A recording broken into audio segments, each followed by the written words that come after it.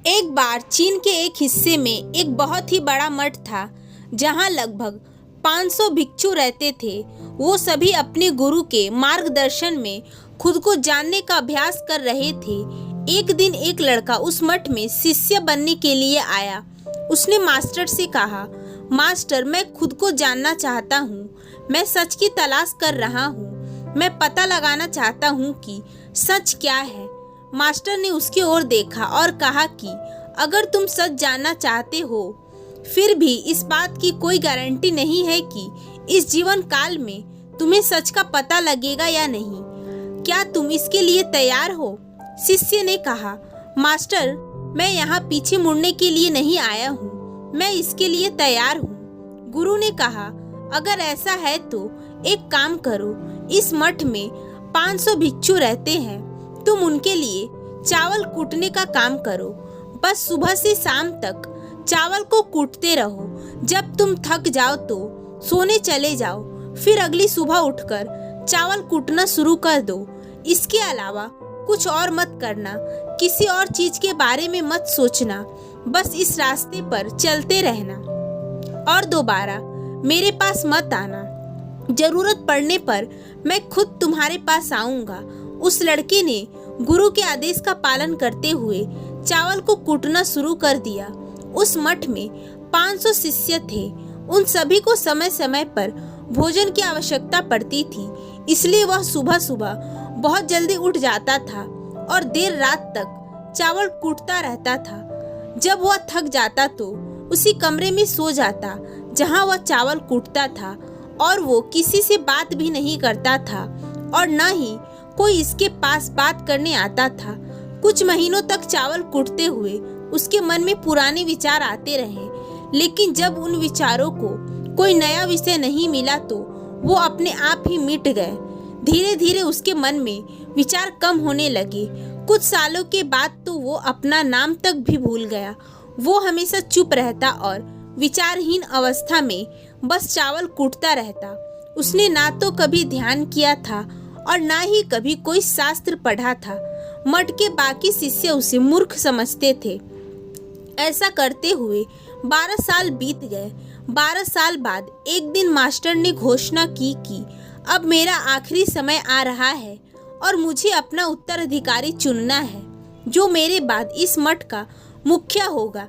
इसलिए मेरा कोई भी शिष्य जिसे लगता है कि उसे आत्म साक्षात्कार हो गया है और उसने खुद को जान लिया है, तो रात को मेरे दरवाजे के पास आकर इस दीवार पर कुछ पंक्तियां लिखे जिसमें उसकी जिंदगी का सारा अनुभव समाया हो।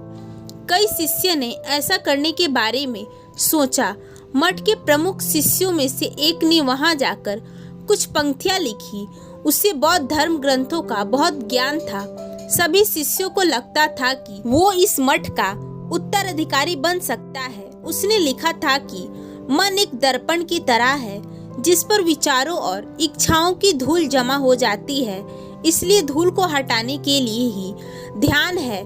जिसकी धूल हट जाती है और मन का दर्पण साफ हो जाता है, वो मोक्ष को प्राप्त कर लेता है।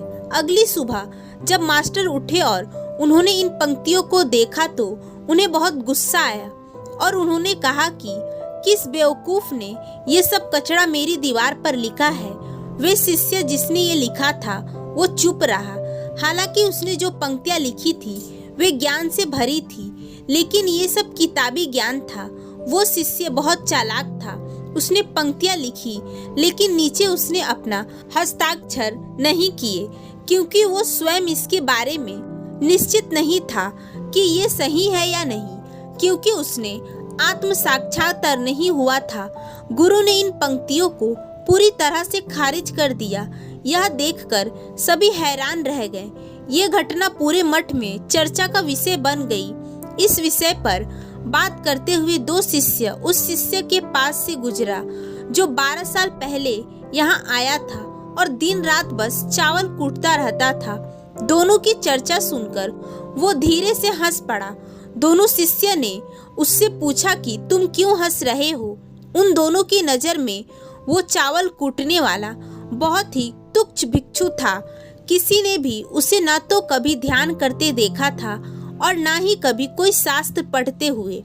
हर कोई उसे मूर्ख समझता था कि बस चावल कूटना ही जानता है। उस मठ में बहुत ही बड़े बड़े विद्वान थे, लेकिन उस चावल कूटने वाले को किसी से कोई मतलब नहीं था।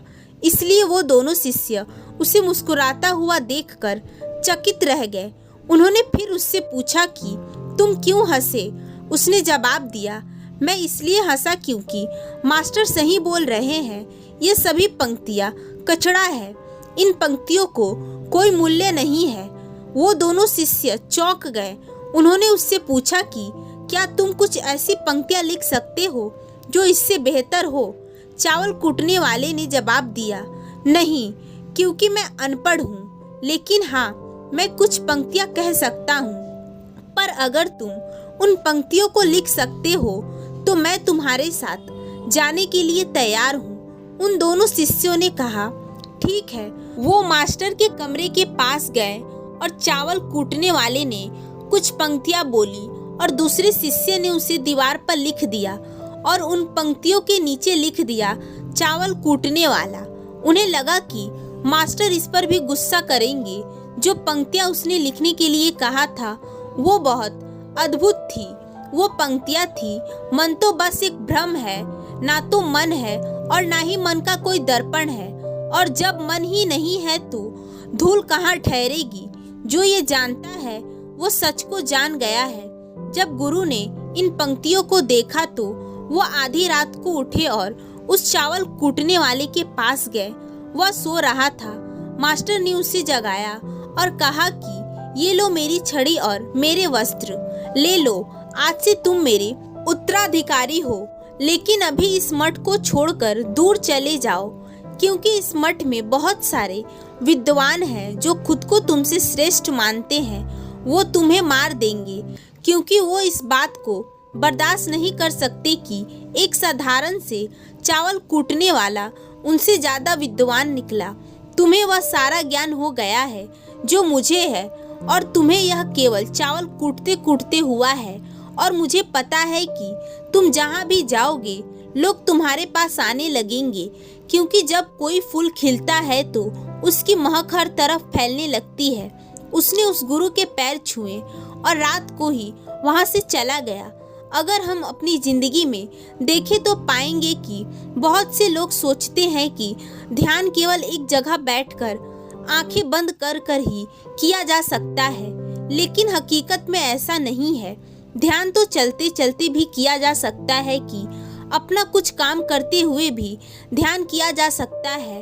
असल में ध्यान का मतलब यह है कि आप जो भी काम कर रहे हैं उसे इतनी शिद्दत से करें कि आपको अपने शरीर का भी ख्याल ना रहे। बिल्कुल उस चावल पीसने वाले की तरह जो चावल कूटने में इतना मग्न हो गया कि उसे खुद का कुछ ख्याल ही नहीं रहा। चावल कूटते हुए ही उसने आत्म साक्षात्कार प्राप्त कर लिया।